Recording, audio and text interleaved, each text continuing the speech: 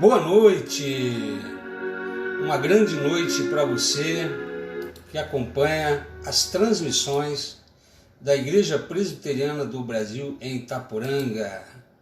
Hoje, domingo 26 de abril de 2020, eu sou o pastor Eduardo e saúdo a você com a graça e a paz do Senhor Jesus.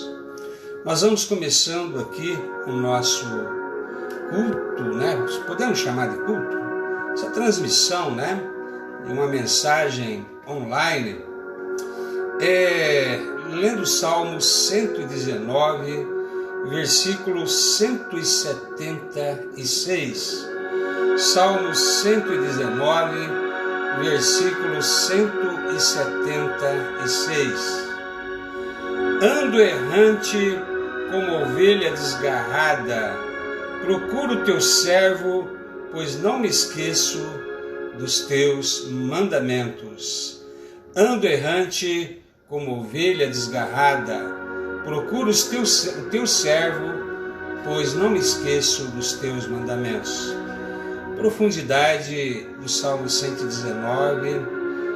Hoje de manhã eu li 2 versículos também desse Salmo, E nos 2 versículos da manhã, Davi pedia ao Senhor para desvendar os seus olhos e desviar os seus olhos, seja como for, Ele buscava em Deus uma ação em seu favor. Aqui também, ele reconhece uma situação, ando errante como ovelha desgarrada, E pede ao Senhor que procure o seu servo. Então a primeira coisa importante, para a pessoa que deseja ser encontrada por Deus é se reconhecer perdido, Porque nenhuma pessoa que não se percebe perdida, ela vai reconhecer que precisa ser salva, A não ser que venhamos a fazer como Davi, Ando errante como ovelha desgarrada, Procuro o teu servo, porque o perdido não sabe o caminho, A pessoa perdida não sabe chegar até Deus.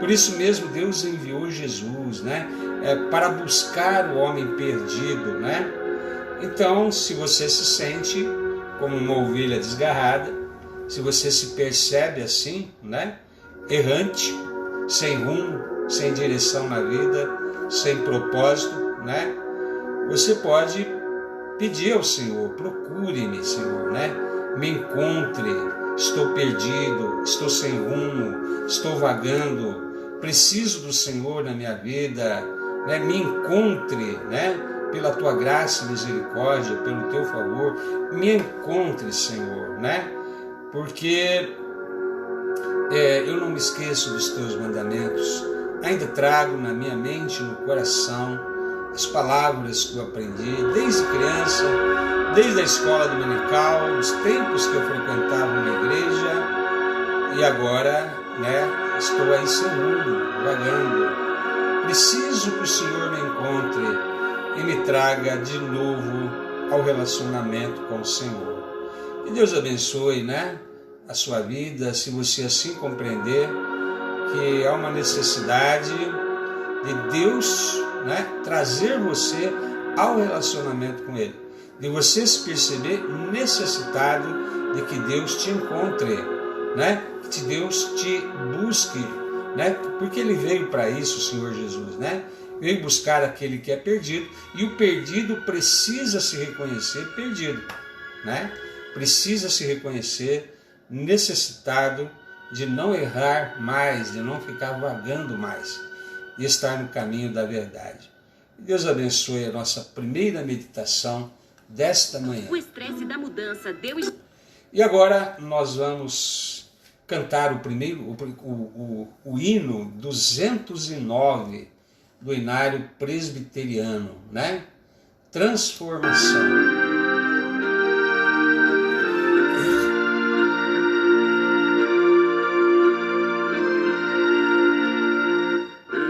Perdido pecador, longe do meu Jesus, me encontrava sem vigor, a perecer sem luz. Meu estado Cristo viu, dando-me sua mão, e salvar-me conseguiu da perdição. Cristo me amou e me livrou, o seu imenso amor me transformou, pois seu poder, o seu querer, sim, Cristo Salvador me transformou.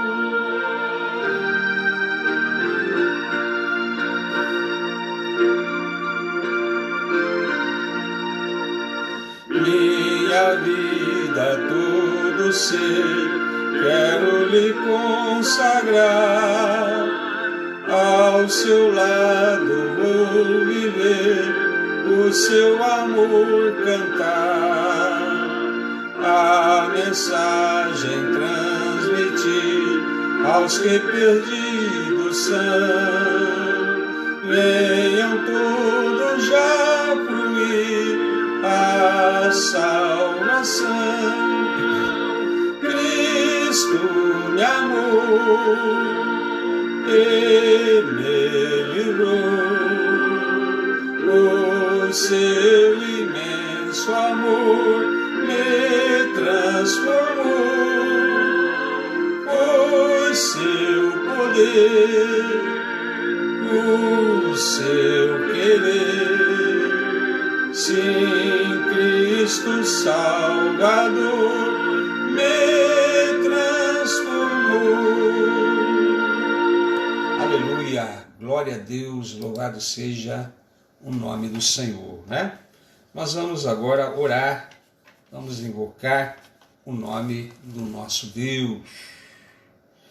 Senhor Deus Todo-Poderoso, em nome do Senhor Jesus, ó Pai, invocamos o Teu nome também esta noite, nesta meditação, nessa transmissão ao vivo.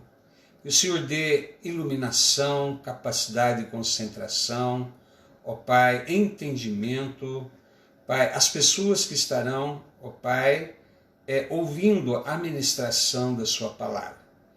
O Senhor é o Deus que nos ama e o Senhor é o Deus, ó Pai, que deseja que a Sua palavra venha ao encontro das nossas necessidades, e o Senhor é quem sabe quais necessidades são essas.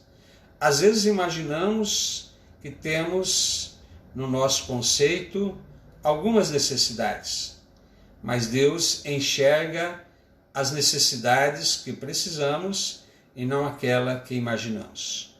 Por isso, ó Pai, que eu tenho certeza que a Sua palavra sempre virá, Pai, ao encontro daquilo que o Senhor enxerga como necessário na nossa vida.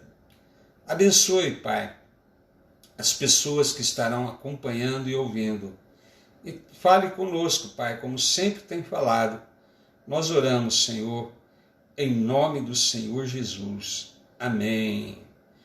Aconteceu isso em vossos dias.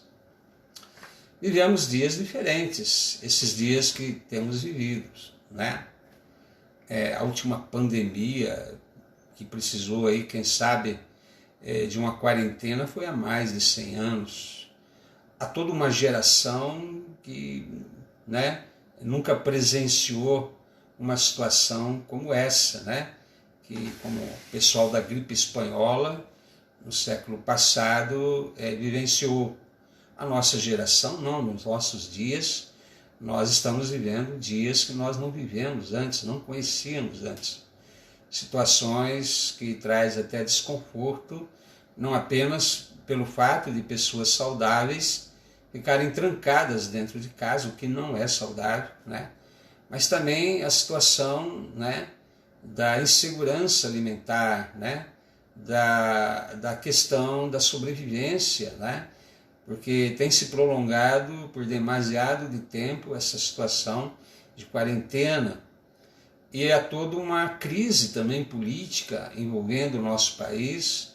Então nós vivemos dias difíceis, conturbados, né? Dias em que a igreja precisa voltar-se para o Senhor, dias em que precisamos muito, né, do socorro do Senhor nosso Deus para com as nossas vidas e também para com a nossa nação.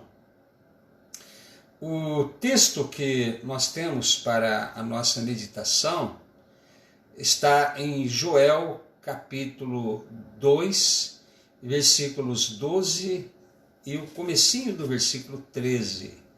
Joel 2, 12 e o comecinho do versículo 13. E depois eu vou comentar o contexto, né, no capítulo 1, onde essa mensagem se insere.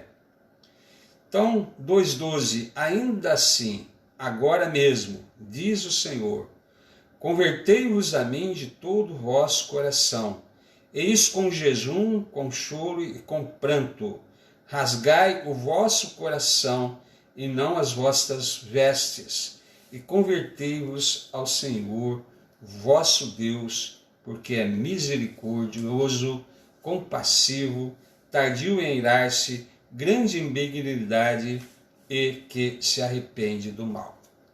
Como eu disse, o contexto desta mensagem que Deus deu, né, a Joel, ao seu povo, né, foi dentro de um contexto, dentro de uma época, dentro de uma circunstância, né, e algumas coisas se assemelham com a época que estamos vivendo.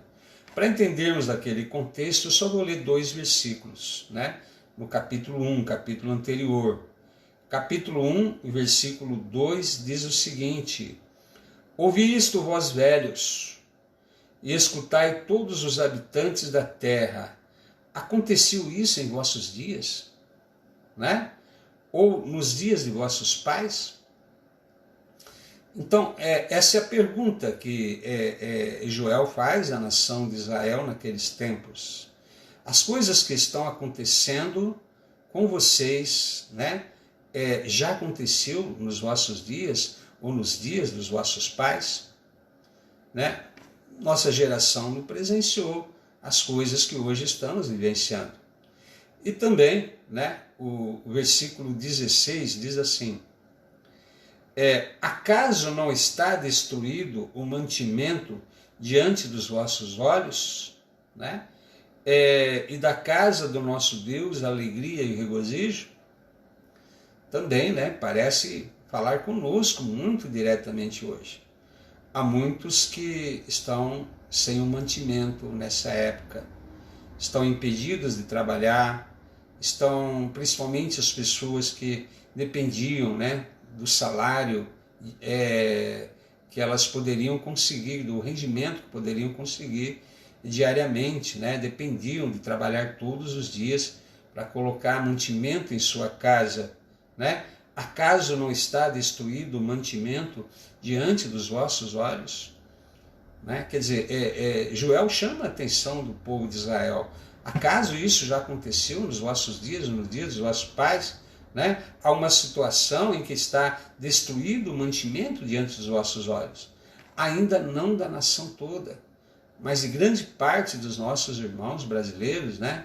E entre eles muitos irmãos na fé em Cristo Jesus, né, estão já com uma situação precária na sua existência, né, mesmo com toda a ajuda que às vezes consegue, não é uma situação confortável, não é uma situação que traz segurança para ninguém. E ele vai mais além: e da casa do nosso Deus, né, alegria e o regozijo. Né? Cadê aquela alegria que tínhamos de ir na casa do Senhor, aquele regozijo, né? Não existe mais, né? Quer dizer, estamos presos, confinados em nossa casa, numa situação que nunca vivemos antes, nem nossos pais viveram, nem o pessoal da época, quem sabe de um século atrás, não chegou-se a tanto, né? Então, creio que dentro do contexto, né, que Joel descreve aqui, se assemelha bastante com as circunstâncias em que nós estamos vivendo agora, né? E o povo seguia a lei de Moisés, tinha lá toda uma aparência de religiosidade, mas alguma coisa estava errada, né? Joel chama a atenção para isso, né? Vocês frequentavam a igreja antes, vocês ainda têm, de alguma forma, alguma religiosidade. É interessante que vivemos numa época, por exemplo, que diz que 20% da população brasileira já é de evangélicos, dá 40 milhões de pessoas, e aparentemente esses 40 milhões não conseguem fazer diferença na sociedade, impactar a sociedade, né? Principalmente o Rio de Janeiro, onde aparentemente 50% da população é de evangélico, e é um caos lá, uma situação de desolação que vive aquele estado. Então alguma coisa está errada. No tempo de Joel não faltava os sacrifícios do templo, todas aquelas festas, né, religiosas, aparentemente seguindo a lei, mas tinha alguma coisa errada, né? E Joel chama a atenção para isso. Há algo de errado, né? Isso nunca aconteceu nos vossos dias, né? O alimento ser destruído, nem no tempo dos seus pais. Falta alegria e regozijo na casa do Senhor.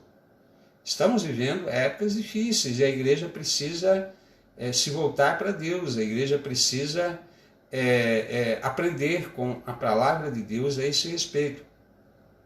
Então, a nossa meditação é que a igreja precisa voltar-se para Deus. Em primeiro lugar, né? É uma volta para uma relação pessoal com Deus. No texto que nós temos como base, o capítulo 2, versículo 12, né? Convertei-vos a mim, diz o Senhor, né? Veja que é uma chamada para um relacionamento pessoal com Deus, né? O caminho da restauração é aberto quando voltamos as costas para o pecado e a face para Deus, né? Para muitos isso está invertido, voltou as faces para Deus e está de frente para o pecado, né? E veja que também não se trata apenas de um retorno à igreja. É possível a pessoa retornar à igreja, quem sabe, depois desse tempo de quarentena, há muitas pessoas fazendo planos de voltar a congregar, pessoas que, quem sabe, há muitos anos, décadas, quem sabe, não congregavam, estão pensando em voltar, mas não se trata apenas de um retorno à igreja, tem que haver um retorno ao Senhor. Convertei-vos a mim. Porque quem se converte ao Senhor, naturalmente vai congregar. Mas é possível uma pessoa congregar e não voltar-se para Deus de verdade, né? Apenas retornou à igreja, retornou a uma vida religiosa. E o que Deus deseja mesmo, né, é uma volta para Ele, uma espiritualidade verdadeira, né? O amor verdadeiro a Deus, o prazer em Deus, a alegria em Deus, né? Aquela situação toda de que eu estou indo congregar por causa de Deus, né? Não por causa de mim mesmo ou de qualquer outra pessoa, ou porque acho que é importante, precisa ter princípios morais, precisa preencher a vida com espiritualidade, mas é uma coisa que, se for não voltado para o Deus que nos criou, né, e que nos ama, né, é apenas uma volta a ser religioso, né? Então há uma necessidade de uma relação pessoal com Deus, né? Convertei-vos a mim. E o povo de Israel no Antigo Testamento e o povo judeu na época de Cristo estavam apegados aos costumes religiosos, aos rituais, às tradições, né? A gente conhece toda aquelas exigências da lei de Moisés, né? Mas não eram apegados a Deus propriamente, né? Tanto que quando veio João Batista, Deus já não levantava profetas há 400 anos para falar com o povo de Israel, né? Havia uma situação entre o final ali do Velho Testamento, Malaquias, e o início do livro de Mateus, no Novo Testamento, há um período interbíblico aí de 4 séculos. Deus não falou com o seu povo nesse período, né? E por isso, quando veio João Batista, mas existia todo o aparato religioso, eles continuavam religiosos, tentando seguir a lei de Moisés, toda aquela situação de apenas religiosidade aparente. E quando veio João Batista finalmente pregando ali no deserto, né, Deus levantou um profeta, depois de muito tempo, para falar com o povo, e o povo estava sedento de ouvir Deus falar, né?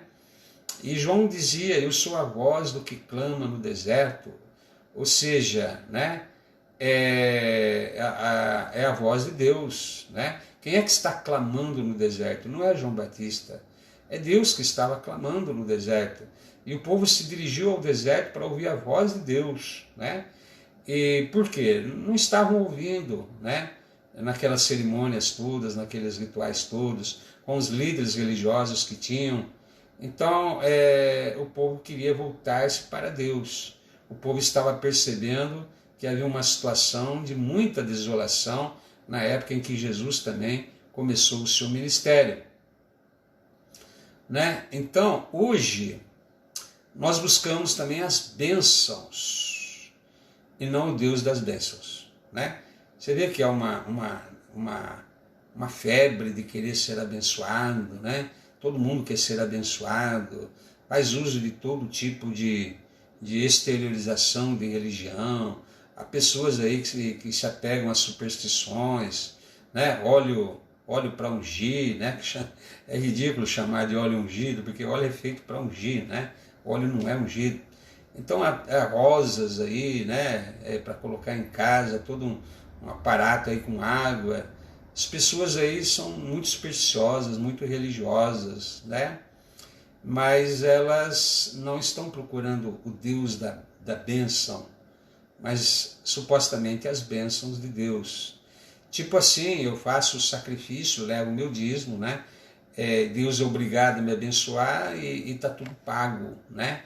Elas imaginam assim na cabeça delas, né? Que podem comprar o favor de Deus sem se relacionar com Deus, né? Basta fazer sacrifício. E muitos pregadores do Evangelho têm falado isso nos tempos que nós estamos vivendo, né? Então as pessoas não estão se voltando para Deus, apesar de estarem indo numa igreja.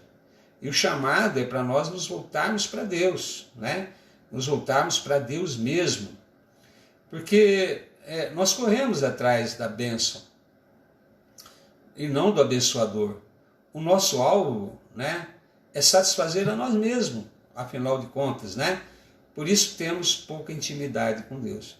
Então as pessoas que estão correndo atrás de bênção, mas não do abençoador, não do Deus da bênção, ela está pensando não em relacionamento com Deus, mas em si mesmas, né? Elas estão pensando em tirar proveito, né, daquilo que supostamente um envolvimento religioso poderia trazer para elas em termos de bênção, de paz, de prosperidade, de cura. É o que elas buscam, é o que elas estão atrás. Então, apesar do grande número de evangélicos que temos hoje no Brasil, as pessoas não estão buscando a Deus, né? Elas estão buscando supostamente o que Deus pode oferecer. Mesmo naqueles grupos que estão mais preocupados com a palavra, né? Nós conhecemos muito acerca de Deus, né? E muito pouco a Deus mesmo, né? Há muitas pessoas que não estão aí se iludindo com essa situação toda aí de pensar em si mesmo, bênção, né, a qualquer custo, mas realmente pensando em conhecer a palavra de Deus. Mas há muitos desses também que sabem muito acerca de Deus, né? Estudaram bastante teologia, mas muito pouco conhece a Deus mesmo, né? Há uma diferença entre você conhecer a palavra de Deus e o Deus da palavra.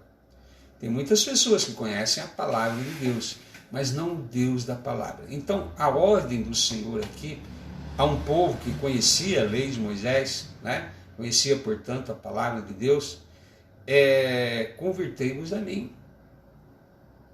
Convertei-vos a mim, né? Há uma necessidade das pessoas compreenderem isso, né? Deus quer uma volta para Ele. Conversão nunca foi conversão a uma igreja, né? A pessoa se converte somente a Deus. A igreja é para aqueles que se converteram a Deus, encontrar outras pessoas que se converteram a Deus para junto adorarem a Deus. Então ninguém se converte a uma igreja, a uma denominação, pessoas se convertem a Deus, né? E é isso que é a maior necessidade para o Brasil hoje em dia. A segunda coisa que Joel fala no trecho que nós temos como base é que tem que ser uma volta com sinceridade para Deus. E aqui Deus fala isso: convertei-vos a mim de todo o vosso coração. Todo. Não é que você tem que reservar algum espaço no seu coração para Deus, né? No meu coração também tem um lugarzinho para Deus. Deus não se satisfaz apenas com um lugarzinho, né? De ser lembrado, né? Durante a sua existência, de que existe também um Deus a quem você crê e que você tem que, de alguma forma, compreender que você tem que se relacionar com Ele. Ele fala de todo o vosso coração. Não pode haver espaço, né, na sua compreensão de que eu vou voltar nos meus termos, eu vou voltar em parte, eu vou voltar com freio de mão puxado, eu vou voltar desconfiando, né? Não sei se eu vou me adaptar de verdade. E geralmente pensando que é uma volta à igreja. Mas se você se voltar ao Senhor mesmo, e de todo o coração, né?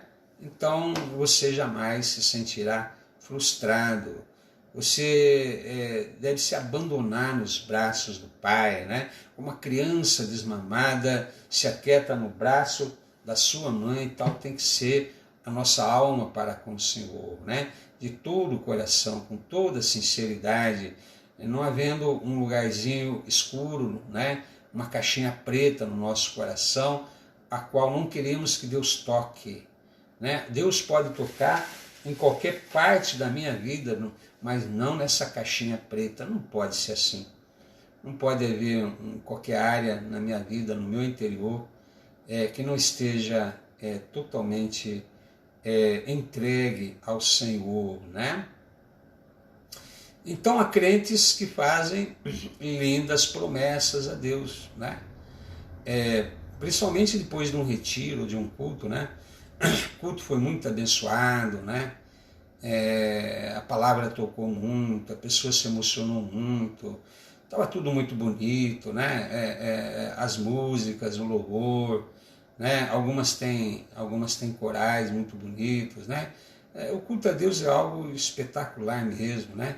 Mexe com o nosso ser, o nosso interior, as nossas emoções. A palavra de Deus mexe conosco, e há pessoas que às vezes fazem aí um propósito naquele momento, né? Fruto das emoções, de que agora sim, né? A pessoa vai servir a Deus de verdade, mas, porém, todavia, contudo, né? Logo se esquecem dos compromissos assumidos, porque foi apenas uma circunstância de muita emoção que ela sentiu no culto, né? Foi algo mais emocional, não foi algo consciente, né? Não foi fruto de uma reflexão de que estava perdida, de que precisava voltar, de que Deus estava chamando para voltar, né? Há toda uma situação que a pessoa que se converte mesmo, ela volta de todo o coração, ela não quer olhar para trás, né? Não foi fruto de um retiro abençoado, de um culto maravilhoso, né? Mas um propósito de voltar ao Senhor definitivamente. Nós pedimos que Deus brilhe a sua luz em nós, né? Mas apagamos a luz imitando o mundo, né? Senhor, nos ilumine, que a luz de Cristo brote no meu viver, que eu seja uma pessoa que exale o bom perfume de Cristo, que eu possa ser bênção para quem me conhecer, né? mas acabamos imitando o padrão do mundo aí fora, né? Queremos ser um vaso de bênção, cantamos isso, né? Mas não falamos de Jesus, né? Às vezes compartilhamos tanta coisa aí na internet também, mas não compartilhamos pregação, não compartilhamos versículos bíblicos, né? Eu sei que você compartilha, mas há muitos cristãos que não fazem isso, né? É uma grande oportunidade de testemunhar, né? Principalmente agora que você está preso em casa, não pode nem falar com o vizinho, né? Podia compartilhar isso, né? Manda no WhatsApp alguma coisa. Então, se queremos realmente ser um vaso de bênção, nós precisamos falar de Jesus, não nos envergonhar dele. Às vezes nós cantamos, né? Tem um hino famoso, né? Tudo a ti entrego, né? E não somos fiéis em nossa contribuição, né? Tudo coloco no altar, tudo a ti entrego, né? Jesus, Senhor, meu Deus, e cantamos com convicção, apaixonados, mas não é verdade.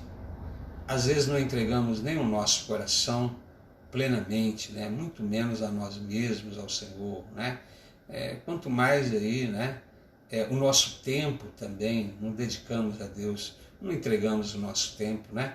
Não entregamos nem a nossa família, não entregamos nada, nem as nossas contribuições. Em terceiro lugar, precisa ser uma volta com diligência para Deus.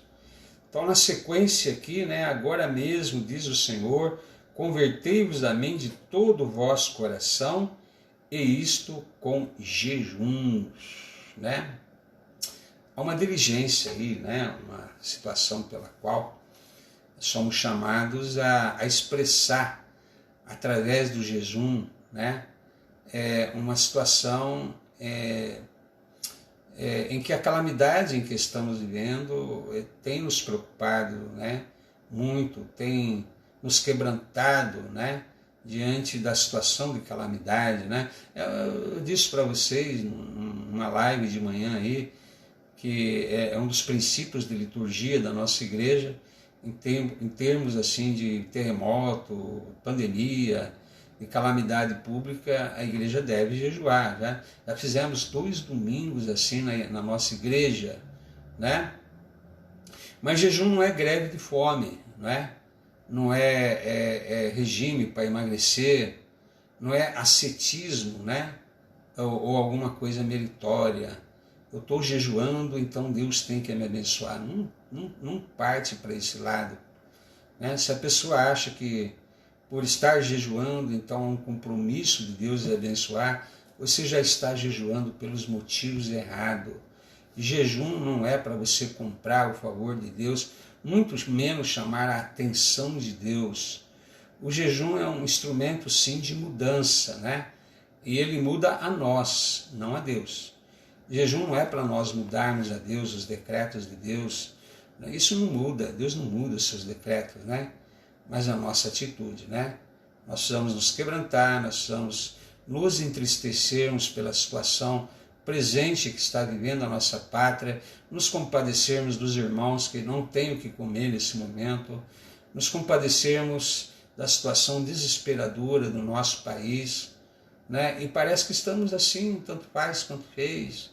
Logo acaba aí essa quarentena, tudo volta ao normal, né? Não vai voltar tudo ao normal, né? Pode até voltar, mas vai levar muito tempo. Enquanto isso, há uma situação de desespero aí, né? E nós temos que jejuar, nós temos que revelar, nós temos que realmente expressar essa dor no coração, porque o jejum é o jejum para Deus, né?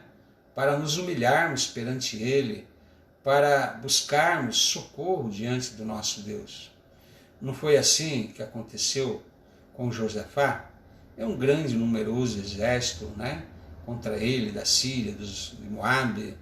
Falaram para ele, ele ficou desesperado, foi ao templo, foi chorar diante do Senhor, se humilhou, convocou um santo jejum, né? Deus deu a solução, se enterneceu pela humilhação que o rei, né, teve ali diante do Senhor, na sua casa, né? E aí o que acontece? Deus mesmo resolveu a situação, Deus mesmo guerreou, eles não precisaram fazer nada, só colocar os levitas cantores à frente do exército, e na medida que eles iam cantando, Deus fez aqueles povos guerrearem entre si, se matarem entre si. Quer dizer, Deus atende, né? E quando nós nos mostramos assim, buscando ao Senhor de todo o coração, e o jejum é interessante para demonstrar isso também, né? Desde que não seja algo para parecer que jejuamos, ou para achar que tem algum mérito nisso, para comprar o favor de Deus. Nunca faça nada por fingimento, nunca faça nada por religiosidade, né? Nós não compramos o favor de Deus assim, né? O jejum realmente é um momento de aflição de alma, né? Eu estou com a alma aflita. Quando você está aflito, você nem come, né? Há uma tristeza no coração, e o jejum revela essa tristeza. Foi o que aconteceu com o Nínive, né? Convocaram lá a população toda, choraram diante do Senhor, com pano de saco em cinza, com jejum. Como que nós vamos comer diante de uma situação aflitiva como essa? Na verdade, o jejum reflete, né, esse estado de aflição que a pessoa tem. Esther também, né? Esther, quando foi decretado o fim do povo de Israel, né? Amã conspirou para matar toda a população de Israel, né? Foi o primeiro Hitler, né? Aquele que quis fazer o primeiro holocausto da história. E como é que Esther ia comer? Como é que ele ia achar tudo normal, né? Na sua aflição de alma pelo seu povo, não tinha vontade nenhuma de comer, né? Então o jejum reflete, na verdade, esse estado de alma, né? E nós precisamos nos apercebermos da triste situação que vive o nosso país hoje. Então a igreja precisa, né, também, em quarto lugar, de uma volta com quebrantamento para Deus. Eu tenho falado muito de quebrantamento, né? E aqui está a expressão, né? Convertei-vos a mim de todo o vosso coração, e isso com jejuns, com choro e com pranto, né? Quebrantamento é isso, né? Essa situação de que o Senhor nos leva realmente a nos quebrantarmos de tal maneira em que não vamos permanecer impassíveis, né? Frios diante da situação em que nós estamos vivendo. Pelo contrário, né? Nos quebrantamos, isso com choro e com lágrimas, né? Porque se não choramos as nossas mazelas no Brasil, né, é porque nós estamos endurecidos. Por isso precisa de quebrantamento. Coração duro precisa ser quebrantado. Quem sabe não é o próprio Deus que tem mantido toda essa situação para quebrar esse endurecimento da igreja brasileira, né? Nós estamos muito assim distantes do Senhor, vivendo a vida espiritual relaxadamente, né? Hoje vou na igreja, amanhã não vou, né? A igreja não está me agradando muito, né? Ali não tem nenhuma programação, né? Que me motive a ir na igreja. Quer dizer, parece que o culto é feito para agradar você, né? Parece que a programação que a pessoa acha que a igreja tem é para satisfazê-la. Tem que ser a melhor pregação, o melhor louvor, tem que ter teatro, tem que ter uma série de coisas aí para que ela se digne à igreja, para que ela goste de ir na igreja. Seu coração está endurecido, você não voltou para Deus coisa nenhuma. Há toda uma situação que precisamos perceber que Deus sim tem permitido essa situação, principalmente para quebrar o nosso coração duro, né? Acostumamos com as coisas, né? E achamos tudo normal, né? E a pergunta de Joel para o povo, né? Vocês não acham isso estranho? Aconteceu isso nos vossos dias? Não é normal. Aconteceu isso nos dias dos vossos pais? Não é normal. Os mantimentos estão sendo destruídos. Cadê a alegria e o regozijo na casa de Deus? Não é normal essa situação. E Joel está dizendo, olha, nós nem choramos, nem nos quebrantamos. diante da tragédia que estamos vivendo nesse país, né? É uma crise enorme, agora política ainda muito mais, né? Nós achamos normal, tudo normal, é assim mesmo, tudo passa, tudo acaba bem, né? Ele falou, mas escuta, aconteceu isso antes, no período da sua existência, ou até na existência dos vossos pais?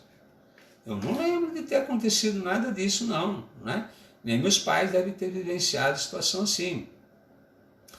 E então, o próprio Jeremias chorou ao ver os jovens da sua nação desolados, né?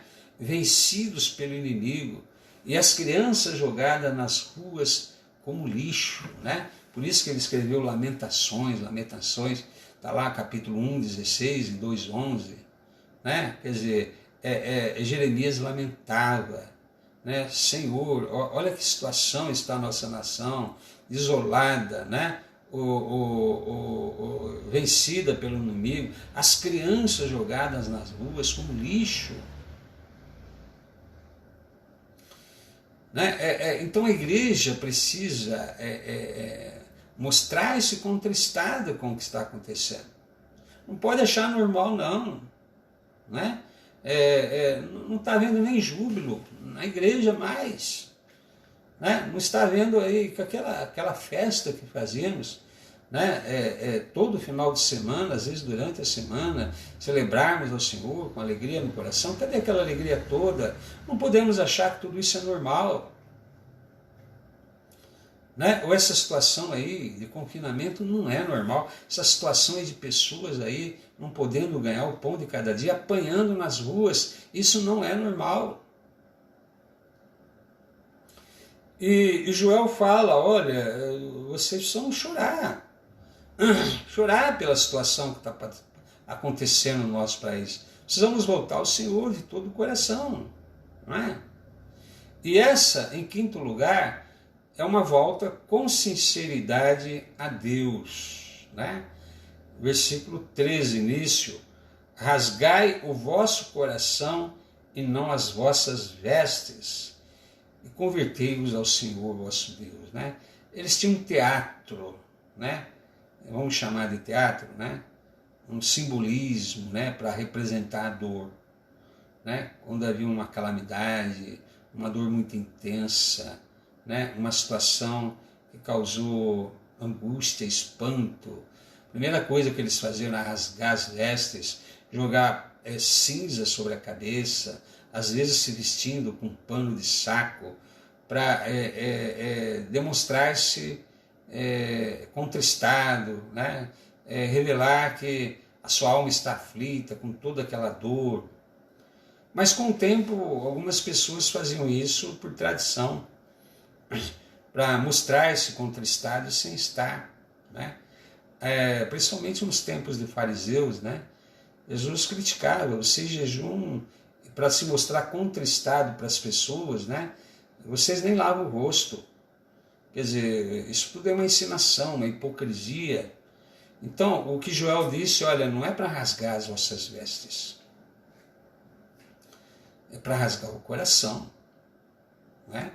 É para ver uma situação em que você não vai aí ficar expressando com gestos, palavras, emoções, sem quebrantamento. Né? Hoje em dia o povo evangélico tem aquilo que eles chamam aí de atos proféticos. Tem uns idiotas aí que sobem no avião aí e ficam derramando óleo sobre uma cidade, né? Como se derramar óleo sobre uma cidade fosse ungir a cidade. Vamos parar com essas bobagens. Deus não quer essas encenações, esses atos proféticos. Deus não quer essas coisas de aparência. É para rasgar o coração. É para ver uma situação em que a tristeza seja no interior, a dor seja no interior. Né? Para clamar misericórdia ao nosso Deus. Né? Para se mostrar realmente o estado de angústia em que todos nós vivemos nesse país. Senhor, nos socorre. Senhor, tem misericórdia. Senhor, o que será da nossa nação? O que será dos brasileiros mais pobres, desassistidos? O que será, Senhor, da tua igreja que atualmente está cerceada no seu direito de prestar cultos ao Senhor nos templos? E achamos tudo normal. E foi isso que Jeremias falou, né? Como assim normal? Aconteceu isso nos vossos tempos para ser normal? Alguma vez essa situação já ocorreu? Ou no templo dos vossos pais? Os alimentos estão destruídos? Não há regozijo, alegria na casa do Senhor? Como assim? E vocês não lamentam? Vocês acham normal? Em último lugar aqui, é uma volta urgente para Deus, né? Logo no início do versículo 12, ainda assim, né? Agora mesmo, diz o Senhor. A frieza da igreja não deve ser motivo de desalento. Mas a igreja mesmo está desanimada, né? Há toda uma situação que a pessoa alega, desmotivação, né? E é por isso mesmo que precisamos de um forte clamor, né? E determinação para voltarmos a Deus. Quem sabe esse desânimo, né, já revela esse coração endurecido, essa situação de conformidade, de conformismo, né, de uma vida cristã morna, né, sem maior intensidade, intimidade, sem prazer no Senhor, sem se envolver com os trabalhos, sem testemunhar de Cristo, sem chorar pelos pecados da nação. Há muitos drogados nessa cidade, nesse país, há muitas pessoas sendo destruídas, vidas sendo destruídas na prostituição, a política de gênero nas escolas, há toda uma situação de destruição da família, há toda uma situação de destruição da moral desse país, né? De cerceamento da liberdade religiosa, e nós não choramos, nós achamos tudo normal, né? Não pode ser assim, né? A restauração começa na igreja e depois atinge a nação como um todo, né? Deus espera que a igreja primeiro tome consciência de que Deus está chamando a igreja para uma situação de mudança na postura com que a igreja se relaciona com Deus e também com a sociedade, né? Estamos muito calados, não somos voz profética nessa sociedade, a voz da igreja não é ouvida para nada, né? Não podemos protestar nem contra o aborto, não nos ouvem, somos a maioria nesse país, há algo errado com tudo isso, talvez porque nos conformamos, achamos que é assim mesmo, o politicamente correto, há outras pessoas que vivem no Brasil, não somente nós, temos que entender, sermos tolerantes. Não, Senhor, né? Essa postura é que tem feito a nação brasileira sofrer e padecer, né? Por isso mesmo que todos nós sempre citamos 2 Crônicas 7,14, né? Se o meu povo, que se chama pelo meu nome, se humilhar e orar, né? Se arrepender dos seus maus caminhos e voltar-se para mim, do céu o ouvirei e sararei a vossa terra. Gostamos de citar esse versículo, né? Mas, como diz aqui o texto, ainda assim, agora mesmo.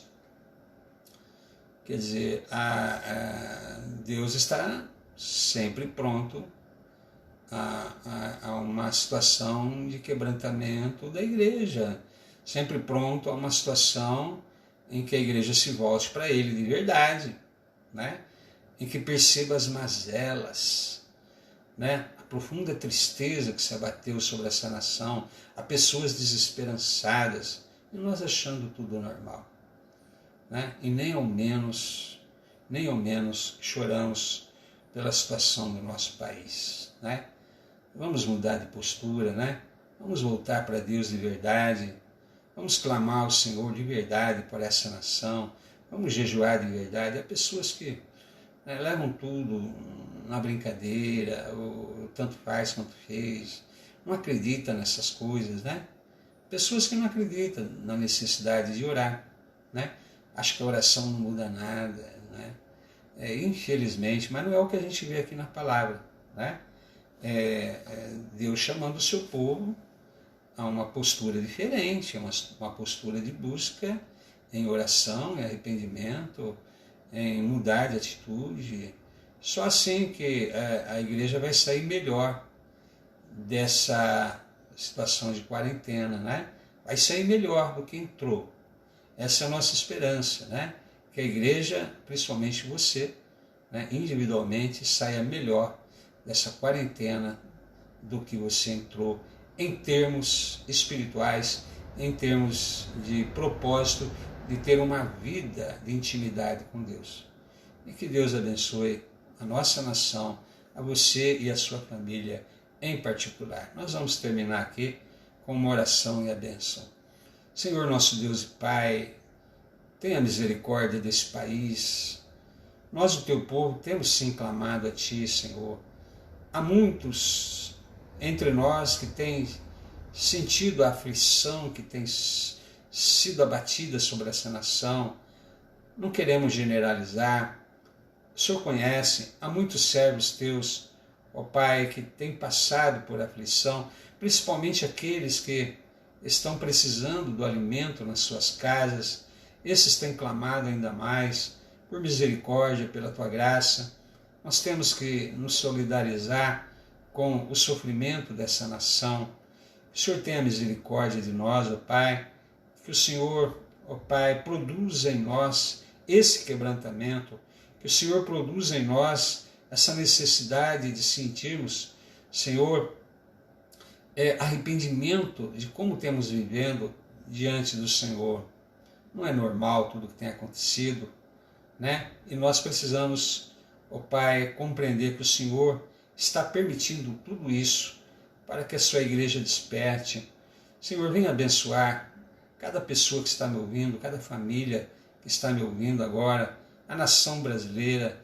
Senhor, venha nos abençoar. Que a graça maravilhosa do Senhor Jesus, o amor de Deus Pai, a eterna consolação do Espírito, seja sobre todos nós e sobre este país, desde agora e para sempre. Amém. E que Deus abençoe a sua vida.